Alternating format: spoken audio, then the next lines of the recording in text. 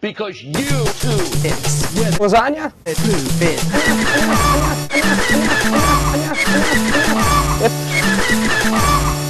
Bits. Shift. We'll begin with your second shift duty, greeting and this shift, serving this shift guests. Good evening. Fried enough to eat today? Fried enough to eat? Boy, I'll say. Fried enough to eat? Boy, I'll say. Well, that's great. Would you care for some Beef? A little both, I think. Making friends is a big part of greeting and serving like this. At other buffets, guests often feel once no one paid for the meal, pays much attention to them.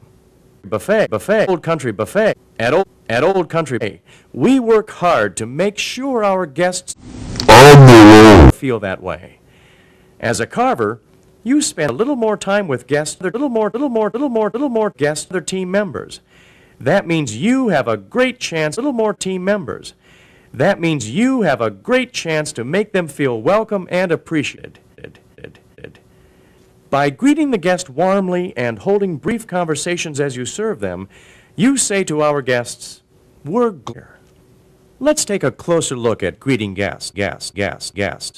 Every conversation you hold with a guest should begin something like this. Good evening. Or, Good evening. once you've greeted the guest, start a brief conversation.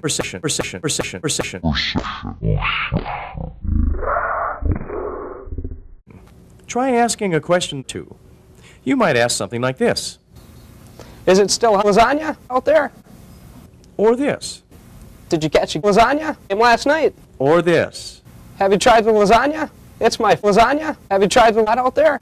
Don't forget to hold conversations with our younger guests. Children often play a big part in their parents' visit. We want them to feel children. So start conversations with children by saying something like this, What grade are you in at school? or this, Have you decided what dessert you're gonna have?